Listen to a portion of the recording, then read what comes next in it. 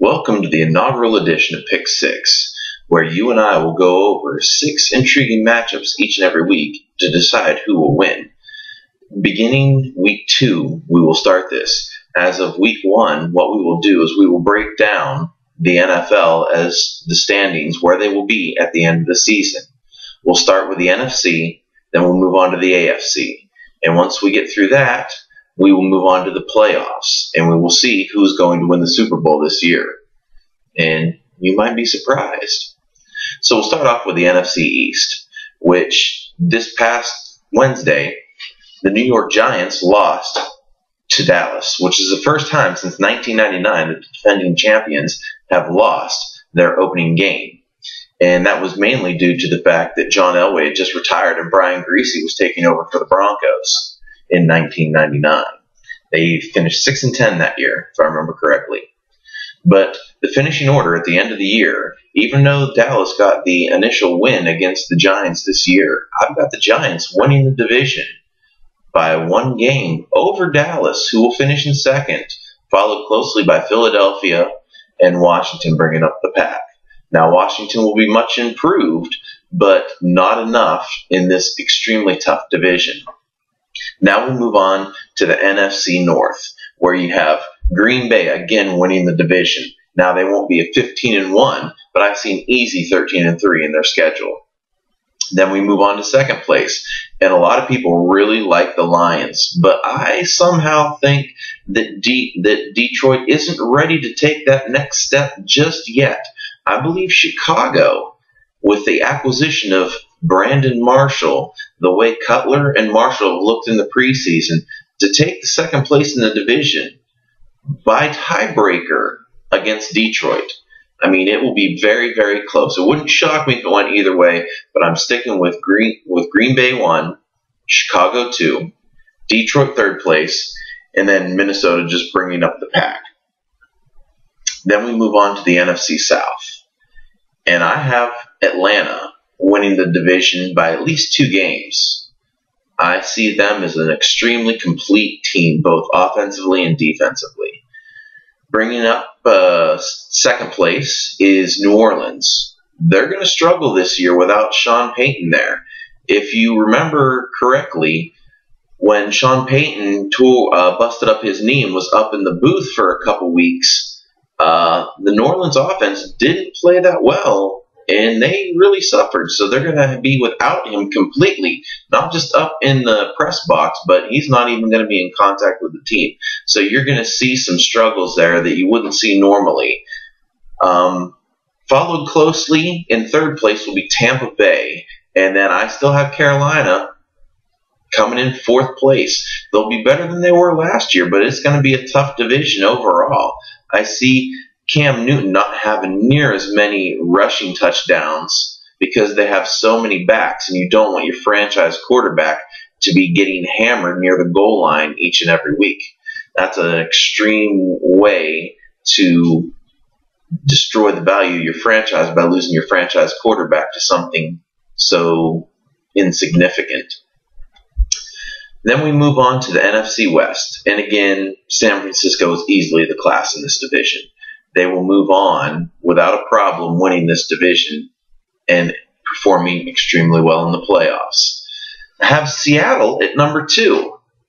I believe they are going to have an extremely interesting season with Russell Wilson at the helm.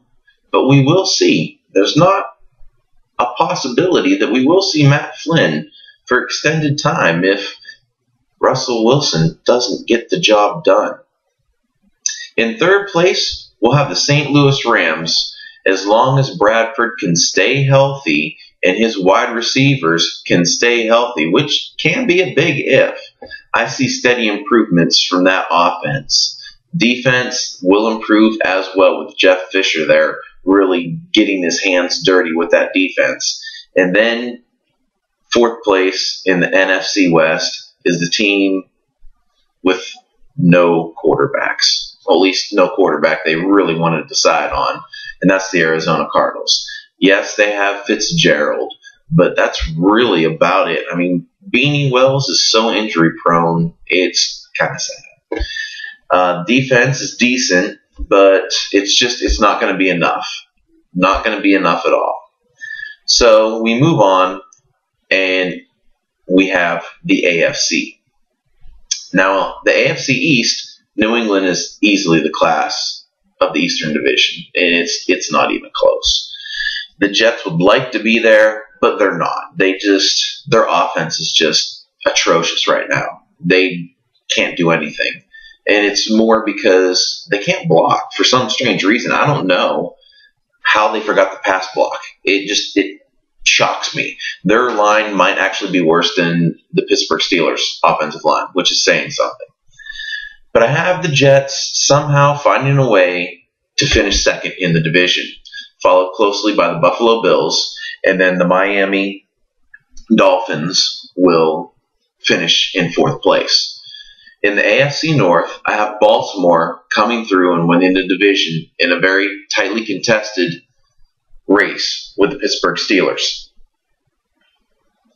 Now, one of the problems is Pittsburgh has an old defense, and they've had a youth infusion with the loss of a few other veterans on the defensive line and the linebacking core.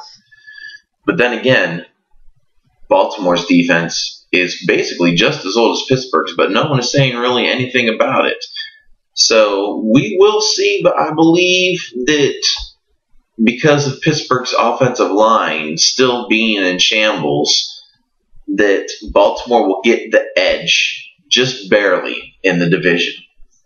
Then we move on to the AFC South, where we have Houston easily the class in that division. There's been a lot of turmoil in the past 2 years in the AFC South, which has cleared the path for Houston. It is their division to lose.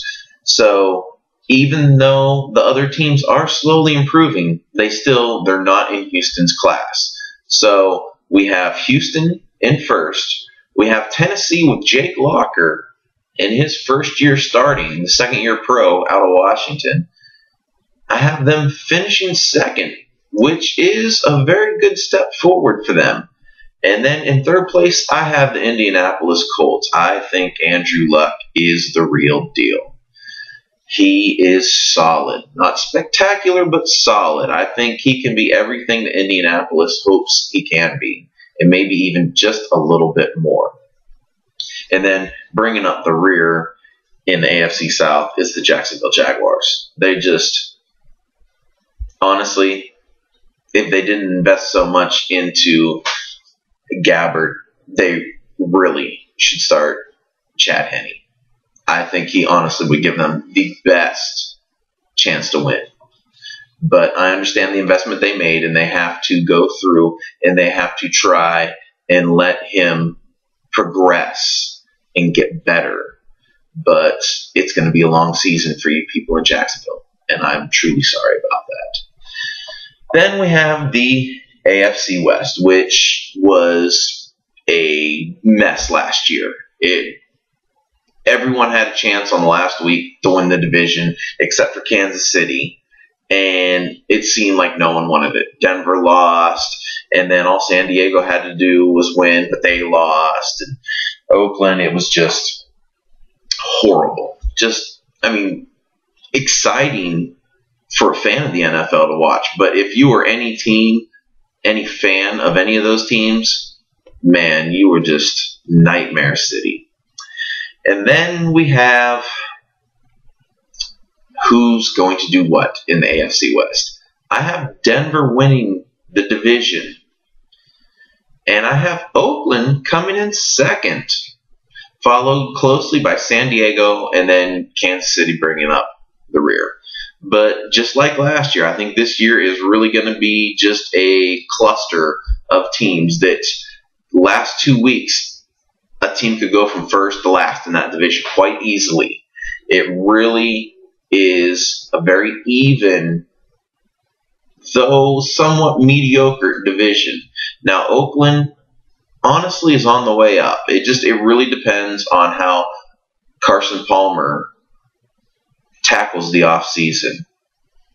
If he tackled it well and dedicated himself to being better than he was in Cincinnati, and if he can get past those jitters when he's getting rushed. With those receivers that he has and the running game that is just ridiculous, if Darren McFadden can stay healthy, then they honestly could very easily press for the first spot in that division with Denver. But I've got them finishing second.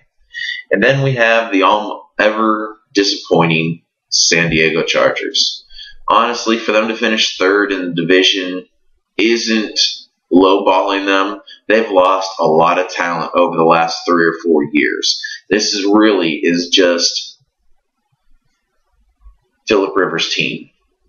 Yes, they have Ryan Matthews, and he could very well be the answer running back that they've looked for since LT left.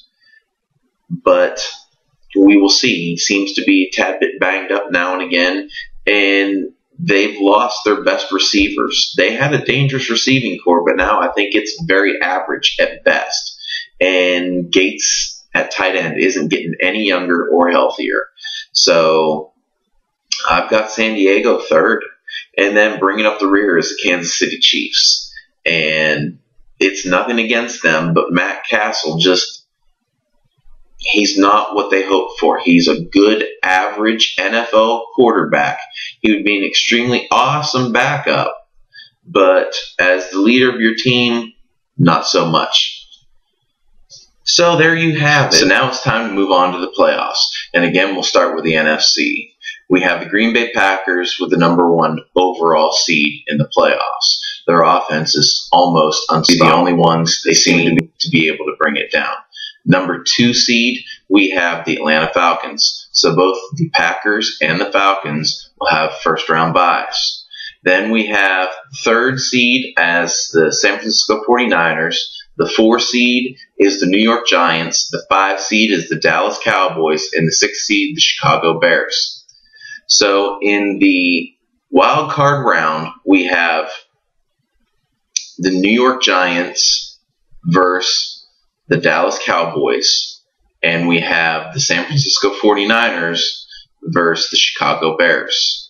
I have the 49ers and the New York Giants moving on to the second round. Your second round matchups are Green Bay versus San Francisco, which is a rematch of Week 1. And again, I have Green Bay moving on. They're not going to lose 2 years in a row their first playoff game. They're going to be really amped up for that. And then in the second matchup, we have the New York Giants at the Atlanta Falcons. And the Falcons, I think, are ready to take that next step, and they will beat the Giants. So in the NFC Championship game, we have the Green Bay Packers and the Atlanta Falcons. And even though I know Green Bay rarely loses at home in the playoffs, I've got Atlanta beating the Green Bay Packers and advancing to the Super Bowl. Then in the AFC, I have New England as the #1 overall seed in the AFC. And I have Houston at the 2 seed. And then followed closely with the 3 seed of Baltimore, the 4 seed of Denver, the 5 seed of Pittsburgh, and rounding out the playoffs, the 6 seed is the Oakland Raiders. In the wild card round, we have the Raiders versus the Baltimore Ravens, and we have the Broncos versus the Pittsburgh Steelers. I have Pittsburgh beating Denver in the wild card round, and I have Baltimore beating Oakland also in the wild card round. So we move on to the divisional series, and what we have the New England Patriots against the Pittsburgh Steelers, and we have the Houston Texans versus the Baltimore Ravens. And it looks like that is going to be an excellent matchup, the Texans versus the Ravens. But I have the Ravens moving on to the AFC Championship game. In the second divisional round game is Pittsburgh at New England. And as much as I love Pittsburgh, New England just has their number. So again, New England will move on. So the AFC Championship game, again, for 2 years in a row, will be the Baltimore Ravens at the New England Patriots. But this year, the result will be different. There won't be a missed gimme kick to lose a game for the Ravens. This year, they will take that next step, and they will advance to the Super Bowl. Yes, you heard me. Joe Flacco, Super Bowl bound. So we have the Super Bowl. We've come to it. We have the Baltimore Ravens and the Atlanta Falcons. Two bird teams, so to speak. And I have the Atlanta Falcons bringing home their first Super Bowl trophy. So there you have it. The NFL season preview, where they will finish and what will happen in the playoffs. You can write it down, mark it down, and book it. Though, hopefully, I'm wrong and the Steelers win it all. Everyone, have a good day.